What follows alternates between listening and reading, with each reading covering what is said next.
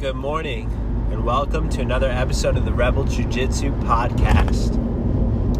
It's 7:24. I'm on my way home from teaching morning class, 6 a.m. adult fundamentals at my beautiful jiu-jitsu school, Rebel Jiu-Jitsu in Boulder City. Big weekend. The big Gordon Ryan fight, except Gordon Ryan did not fight. So it was the Who's #1 flow grappling event. A lot of drama surrounding the event before and after. It was in Costa Mesa, California. I saw some of my friends on the TV in the audience. So let's break it down. Felipe Pena fought Nicky Rod. So Gordon Ryan got sick. He's been dealing with stomach issues, and he got a stomach virus. Apparently he had diarrhea. He said that in his message. Oh, he had this diarrhea, really bad. Sounded like something you would say to get out of a final exam. Graphic detail so that nobody could question you not showing up on this important challenge, right? There was so much trash talk to build up this fight. Definitely kind of like let down that the fight didn't happen. Felipe Pena and Nicky Rodriguez had a great match, pretty good match. The rule set of Who's #1 is okay. The submission only is cool, I guess. But again, it's like with no points, there's a lack of urgency for them to like finish, not even just finish the submission, but really go for a guard pass or like really go for a sweep or really go to take the back. Their main priority is not getting tapped out. So there kept being these like moments where Felipe almost took the back and then he almost swept him, or Nicky Rod almost passed, but he didn't pass his guard. I don't think he passed his guard the whole fight. So it's kind of like too much opinion on who won. Kind of like a training session. If we watch a video of them rolling and training, that's kind of like what it was like watching. Nicky Rod, did he look slippery? Yes. Definitely looks slippery. They all look slippery. Okay, if you want them to be less slippery, if this is the new big thing everyone's worried about, I have a solution. It's called wear a gi. It's called Watch Worlds, the real hardest tournament. So I think it's just so funny. All these NOGI people talking about, oh, they're so slippery. Oh, he's greasing. I don't know how you could stop someone from greasing. If they shave their arms, they're going to be so slippery with just the sweat. They're going to be so slippery. Then if they just moisturize like part of their daily routine, not even right before the match, but if they're just like putting on lotion every day and shaving their arms, they're going to be so slippery. So if there's a way to stop that, go for it. Maybe make everyone wear long sleeves, rash guards. But yeah, extremely slippery sport. No gi. That's what you guys wanted, right? That's what you wanted. Sweaty guys slipping around. Which ties into a big post Mika Galvao wrote. So Mika Galvao, awesome black belt, young black belt champion, world champion, IBJJF. Did great in ADCC. He didn't win first place, but I think he got third place. Great first performance. He's a young kid. He's like 18 or 19. Mika Galvao wrote a whole post about flow grappling saying, hey, why don't we do a gi Who's #1? I want to do Who's #1. How about you do it in the gi? And I think that would be great. The gi is, the sport of Brazilian Jiu-Jitsu in the gi is bigger than it's ever been. More people are doing jiu-jitsu. They're doing it in the gi. Is no-gi fun too? Yes. I like all jiu-jitsu guys. I like gi and I like no-gi. But the hate against no-gi, acting like it's like all old-fashioned, is silly. Okay, the best athletes in the sport fight gi and no gi. Their technique, they can do both. They're training all day, every day in the gi and in no gi. There's more to the gi. There's more grips. I'm not going to say one's harder than the other. They're both hard. They're both technical. But I think there's an audience of people that would love... Sorry, guys, that's something in my trunk. Like I said, I'm in my car. I'm driving home from teaching class.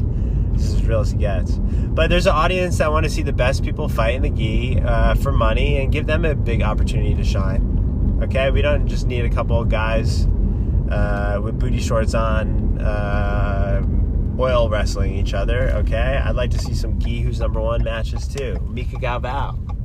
How about Tynan? How about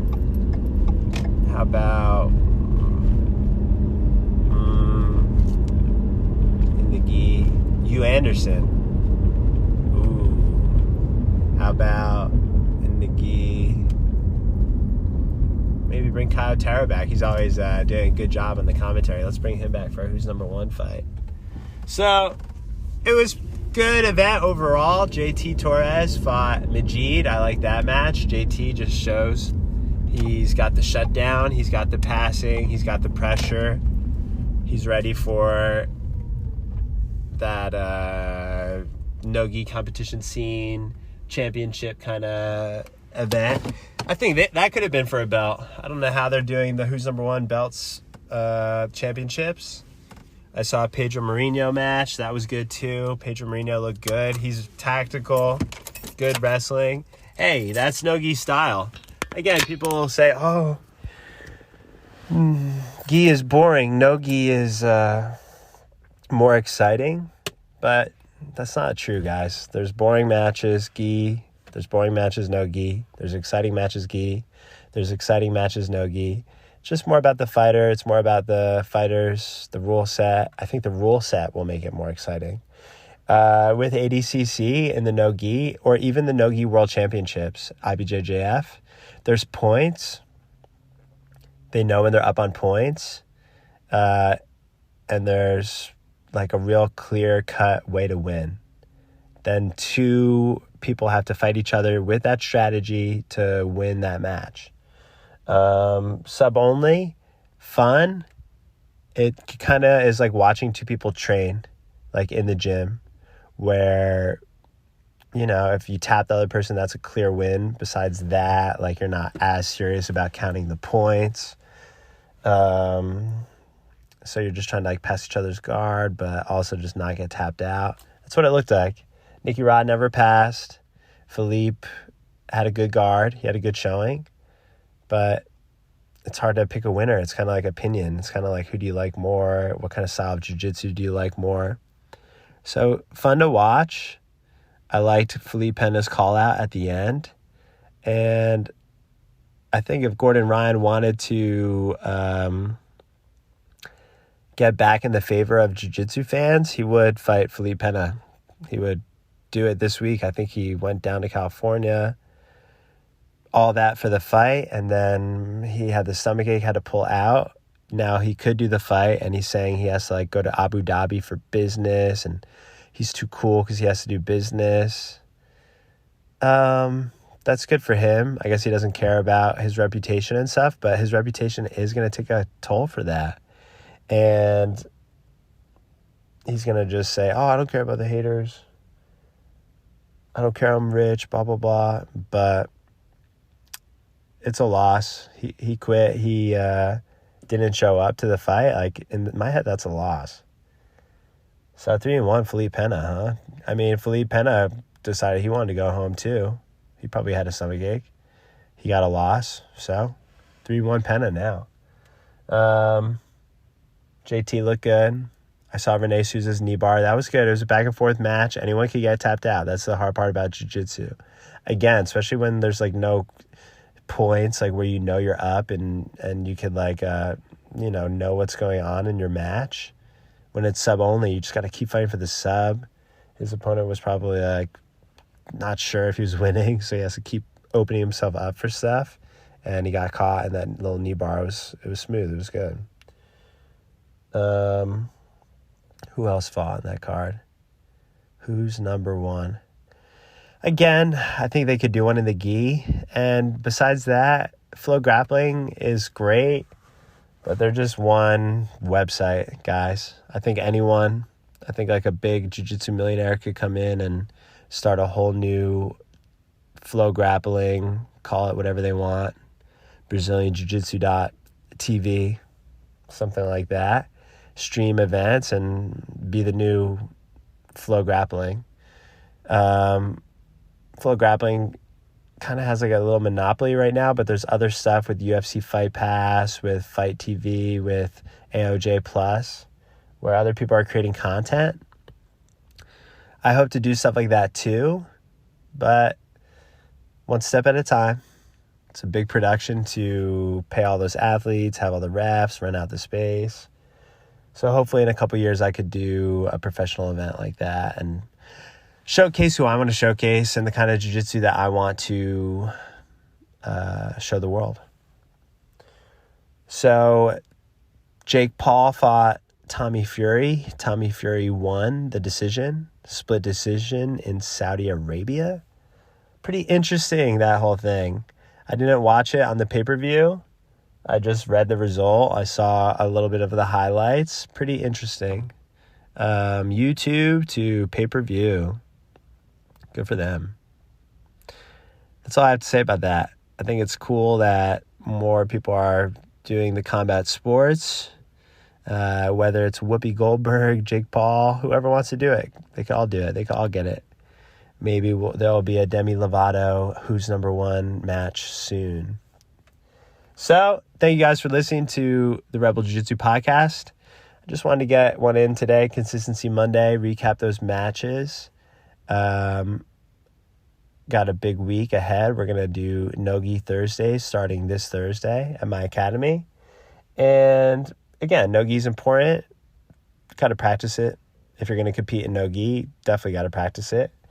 But I think overall, a little bit more detail, especially my white belts going into blue belt. I want them to really be at a high competency level in the gi.